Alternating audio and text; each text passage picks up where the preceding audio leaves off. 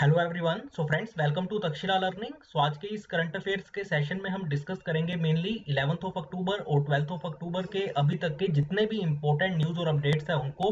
और इसी तरीके से देखिए, हम आपके लिए डेली एक करंट अफेयर्स का शो लेके आते हैं, तो आप इन वीडियोस को तो देखा ही करें। अपार्ट फ्रॉम इट, अगर आप किसी भी कंपिटिटिव एग्जाम की प्रिपरेशन कर रहे हैं, अगर मैं बात करूं बैंकिंग, एसएससी, रेलवे या इंश्योरेंस एग्जाम की, तो इन एग्जाम से रिलेटेड आपको क्वांट, रीजनिंग, इंग्लिश और जनरल अवेयरनेस सब्जेक्ट्स पर भी बेस्ड वीडियोस लगातार बेसिस पर हमारे इसी यूट्यूब चैनल पर मिलती रहेगी। तो इसलिए आप इसे सब्सक्राइब कर लें और साथ ही साथ नोटिफिकेशन बेल को भी प्रेस कर लें। तो चलिए स्टार्ट करते हैं आज के इस करंट अफेयर्स के डिस्कशन को। तो पहला इंपॉर्टेंट अपडेट है कि PM Modi launches property cards in 6 states under स्वामित्व स्कीम। तो कल ही जो है पीएम मोदी ने स्कीम को लॉन्च किया है वर्चुअली। तो इसी पर बात करते हैं। So PM Narendra Modi virtually launched the physical distribution of property cards under the Swamitva scheme on 11th of October, यानी कल। तो इसके अंदर है क्या basically, the launch of the property card Swamitva scheme will enable around 1 lakh property holders to download their property cards, यानी जो देखिए कागज होते हैं प्रॉपर्टी के, through the SMS link which will be delivered on there registered mobile phone. So जो देखिए उन्होंने अपना मोबाइल नंबर प्रोवाइड किया हुआ है, उसके उसमें उनको एक एसएमएस लिंक मिलेगा, उसके थ्रू जो है वो अपने प्रॉपर्टी कार्ड्स को जो है वो डाउनलोड कर सकते हैं। Basically, a move basically by the central government will pave the way for using the property as a financial asset by the villagers in order to take loans or other financial benefits। ठीक है, तो basically ये खासकर villagers के लिए scheme लेके आए हैं गवर्नमेंट, जिसके थ्रू जो है आपको एसएमएस एक लिंक प्रोवाइड किया जाएगा, उससे जो है आप अपना प्रॉपर्टी कार्ड जो है वो इजीली डाउनलोड कर सकते हैं। जो आपने मोबाइल नंबर प्रोवाइड किया उस पर वो एसएमएस आएगा और उसके थ्रू जो है आप डाउनलोड कर सकते हैं। और बेसिकली आप अपनी जो प्रॉपर्टी है, चाहे आपका घर हो गया, मकान हो गया, ठीक है, दुकान हो गई, उसको जो है आप as a financial asset use करके जो है लोन भी फिर इजीली आपको फिर मिल जाएगा। ठीक है, अभी ये देखिए प्रेजेंटली जो है ये स्कीम 763 विलेजेस के अंदर लॉन्च की गई है अक्रॉस 6 स्टेट्स। ठीक है, और अराउंड 1 लाख प्रॉपर्टी होल्डर्स जो है उसे यूज करके जो है अपने प्रॉपर्टी कार्ड्स को डाउनलोड कर सकते हैं। तो कल ही जो है पीएम मोदी ने इसे लॉन्च किया स्कीम को, तो आप उसके विजुअल्स देख सकते हैं उस लॉन्च इवेंट के। आगे बात करते हैं Rajnath Singh to dedicate 44 bridges built by BRO, यानी border roads organisation, across 7 states and union territories to the nation. तो राजनाथ सिंह आपको पता है जो डिफेंस मिनिस्टर है एट प्रेजेंट हमारे, वो 44 ब्रिजेस को जो है इनॉग्रेट करेंगे जिन्हें बीआरओ यानी बॉर्डर रोड्स ऑर्गेनाइजेशन ने बनाया है। So the defence minister Rajnath Singh will dedicate 44 bridges made by border roads organisation across 7 states and union territories to the nation through video conferencing today. तो आज वर्चुअली जो है वो इन्हें इनॉग्रेट करेंगे इन ब्रिजेस को।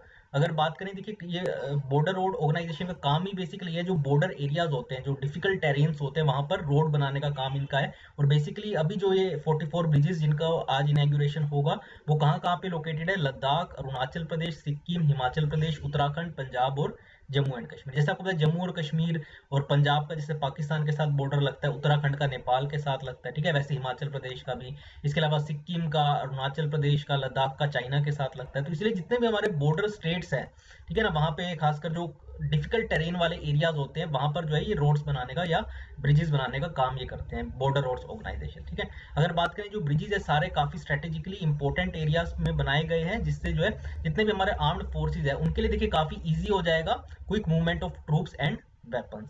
इसके अलावा अगर बात करें, एक फाउंडेशन स्टोन भी रखा जाएगा नेचीफू टनल का on the road to Tawang will also be laid during this event. तो एक नए टनल का जो है फाउंडेशन स्टोन भी रखा जाएगा। तो 44 ब्रिजेस जो कि 7 स्टेट्स और यूनियन टेरिटरीज में लोकेटेड है, उनका जो है आज खुद डिफेंस मिनिस्टर उन्हें इनॉग्रेट करेंगे वर्चुअली। ठीक है, आगे बात करते हैं आरबीआई का। आपको मैंने पहले भी एक बार बताया था, मॉनेटरी पॉलिसी कमेटी जो जिन्होंने रिसेंटली अभी अनाउंस किया है, जो की इंटरेस्ट रेट है उन्होंने अनचेंज रखा है, मतलब उसमें कोई भी चेंजेस नहीं किए, यानी repo rate, reverse repo rate, ठीक है, इसके अलावा मार्जिनल स्टैंडिंग फैसिलिटी रेट या बैंक रेट जो होते हैं उनको भी एज इट इज रखा है, उसमें कोई भी चेंज नहीं किया गया। आपको कोविड के जब से स्टार्ट हो उसके बाद से, चाहे वो इनको कम करना हो repo rate, reverse repo rate को, इसके अलावा जो है चाहे वो जो मोरेटोरियम पीरियड प्रोवाइड किया था आरबीआई ने, तो जो मॉनेटरी पॉलिसी कमेटी है जो काफी इंपॉर्टेंट है, इसका काम यही होता है, तो ये टाइम टू टाइम जो बाई मंथली ये मॉनेटरी पॉलिसी रिलीज की जाता है तो उनका ये रिव्यू करते हैं। So the reserve bank of India governor जो कि एट प्रेजेंट आपको पता है मिस्टर शक्तिकांत दास है, उन्होंने इसे अनाउंस किया है, इस आरबीआई की बाई मंथली मॉनेटरी पॉलिसी को। और अगर बात करें, so the monetary policy committee evaluated domestic and global macro economic and financial conditions and voted unanimously to leave the policy repo rate unchanged at 4%। तो इसमें कोई भी चेंज नहीं किया गया, ये यूनानिमसली डिसीजन लिया है मॉनेटरी पॉलिसी कमेटी ने। अगर बात करें reverse repo rate at present क्या है 3.35%, और मार्जिनल स्टैंडिंग फैसिलिटी रेट या बैंक रेट की अगर बात करें तो वो है 4.25%। तो आपको पता है कि रेपो रेट बेसिकली क्या होता है, फॉर एग्जाम्पल अगर बैंक जो है, बैंक अगर आरबीआई से पैसा लोन लेता है, बैंक को अगर पैसा की रिक्वायरमेंट होती है, अगर वो आरबीआई से पैसा लोन लेता है तो वो क्या इंटरेस्ट चार्ज करेगा आरबीआई, उसे हम कहते हैं रेपो रेट। तो एट प्रेजेंट 4% जो है आरबीआई चार्ज करता है एज अ इंटरेस्ट के तौर पर, जबकि रिवर्स रेपो रेट क्या होता है, बिल्कुल इसका रिवर्स। यानी अगर आरबीआई अपना एक तरीके से अपना पैसा अगर इनको बैंक्स को देता है, ठीक है ना, तो एक तरीके से हम कह सकते हैं जो इसका बिल्कुल रिवर्स हो गया। आगे बात करते हैं आरबीआई की जो मॉनेटरी पॉलिसी कमेटी है यानी एमपीसी, उन्होंने जो की इंटरेस्ट रेट है यानी repo rate, reverse repo rate, इन सबको अनचेंज रखा है अभी जो प्रेजेंट सिनेरियो को देखते हुए, तो उन्होंने इसमें कोई भी चेंज नहीं किया। तो इस पर बात कर लेते हैं।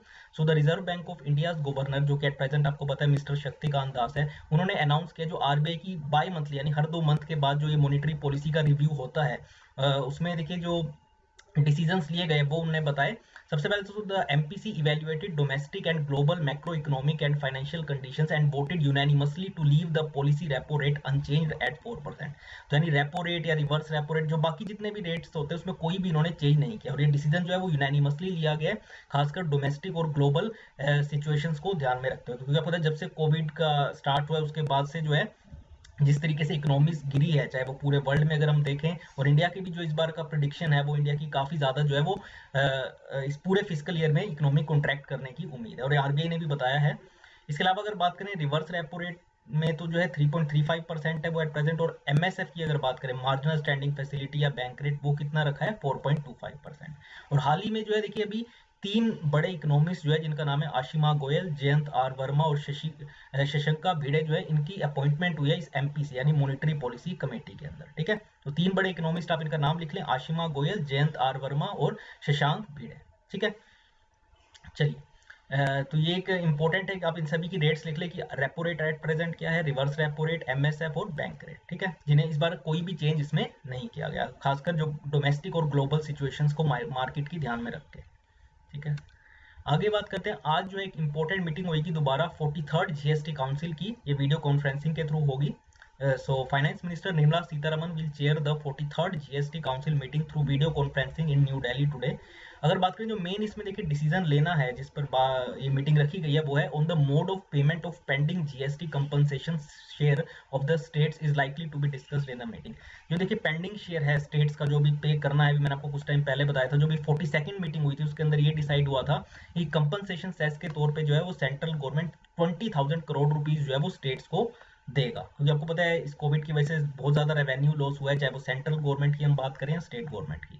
तो स्टेट गवर्नमेंट को बेसिकली जीएसटी के अंदर कंपनसेट करने के लिए जो है 20,000 करोड़ रुपीज जो है वो सेंट्रल गवर्नमेंट ने देने हैं, लेकिन किस मोड ऑफ पेमेंट के थ्रू ये दिए जाएंगे इस पर आज मेनली डिस्कशन होगी। और इस मीटिंग को जो है एक तो minister of state for finance Anurag Thakur और सभी स्टेट्स और यूनियन टेरिटरीज के फाइनेंस मिनिस्टर्स भी अटेंड करेंगे। और पिछली मीटिंग में मैं आपको बता रहा था Mrs Sitharaman had assured that states good and services tax revenue shortfall, जो देखिए स्टेट्स का हिस्सा होता है जीएसटी के अंदर, जो भी उसमें देखिए इस बार कमी आई है इधर ड्यू टू जीएसटी इंप्लीमेंटेशन और due to Covid will be met completely, तो उन्हें पूरा जो है दिया जाएगा, उसमें कोई भी जो है कमी नहीं की जाएगी, मतलब पूरा जो उनका शेयर बनता है वो उन्हें जैसे भी है दिया जाएगा। किस मोड ऑफ पेमेंट के थ्रू दिया जाएगा उस पर आज डिस्कशन की जाएगी।